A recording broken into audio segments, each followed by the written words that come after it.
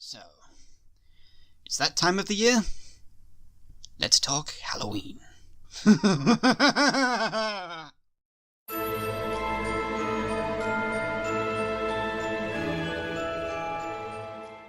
So Halloween is the latest entry in John Carpenter's iconic slasher film series that all began back in 1978. Now, here we are, 40 years later, with the latest entry in the series, Halloween 2018. This installment, likewise, is set 40 years after Michael Myers, also known as The Shape, went on his first killing spree and focuses on the lone survivor, Laurie Strode, who is now haunted by the lingering experience of Michael and suffering from post-traumatic stress disorder. She also has a daughter named Karen and a granddaughter named Allison, both of whom she struggles to connect with due to her persistent fears of The Shape, worrying that one day he'll come back to finish her off. Being a casual fan of horror genres, I wouldn't say I'm much of a critic when it comes to the quality of the Halloween films, in comparison to the previous works at least, but what I can give is my honest opinion after viewing this movie. It's good. I saw this film with a mate of mine, and after we walked out of the theatre, he summed up the best way I could describe this movie. Nice, entertaining rubbish. This film isn't an Academy Award-winning movie that holds weight or strong message about what makes people killers, but what it is, though, is an entertaining horror flick about an unpredictable psychopath with a knife who kills people.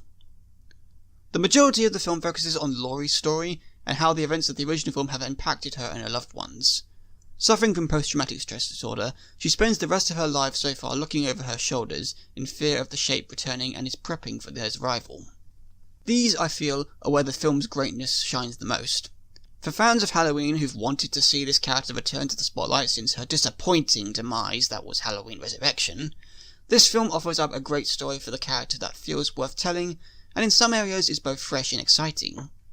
Of the main man himself, of course, having Michael Myers back after almost a decade, ignoring the continuity of the Halloween Rob Zombie movies, of course, definitely helps this film, as well as their decision to disregard his motivations for killing people from the sequels.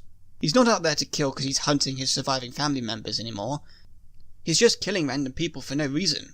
And that is scary. And that leads to some very entertaining moments, where you really do feel unsure as to who's going to die next. The overall cast do great. No one is standout terrible, but honestly, the best actors out there, in my book at least, were Jamie Lee Curtis and Judy Garner, who portrayed Laurie Strode herself and her daughter Karen.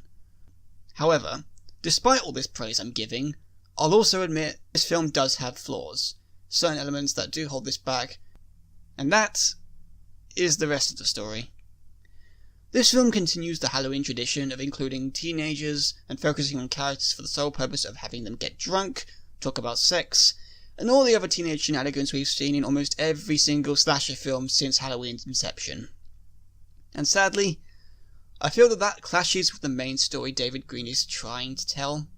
Other characters like the journalists and Deputy Frank Hawkins do alright, because they have ties to the main plot. Even they have some moments where they weren't really necessary. Back to the teens, there's a subplot with the granddaughter about getting her boyfriend to meet her family, and it all culminates with them going to this Halloween party where she sees him kissing another girl.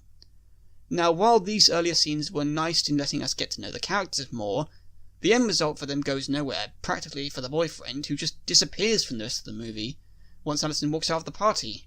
It's not completely out of nowhere, but I do feel that a sense of disappointment that they just left that hanging, as I felt they were intending to have him come back into the plot during the third act. Maybe try and have him help her family escape Miles or something. Thankfully though, they didn't go for the cliched route of having Michael kill him off, but it's still, I think, for their character at least, a wasted opportunity.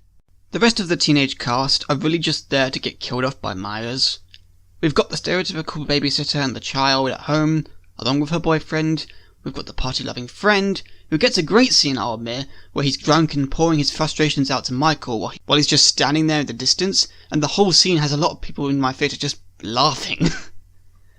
Whether that was intentional or not, I do not know.